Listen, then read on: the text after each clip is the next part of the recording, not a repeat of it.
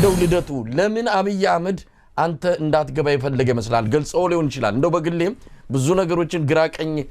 ተመለከትኩ እንደውም ወደ አንተ ወደዛ መሄድን ለመጠቀም የሚፈልግ ፖለቲካ ለመስራት የሚፈልግ አድርገን ስንገምት ነበር ግን ለምን ይመስላል የከለከለ ልደቱ ወይ እንግዲህ ለኔና ጠቅላይ ሚኒስትሩ ሌላ ግንኙነት የለንም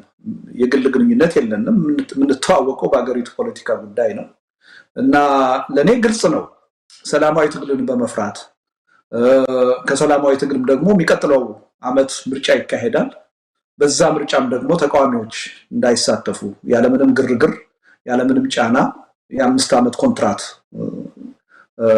ይዘው ለመቀጠል ስለሚፈልጉ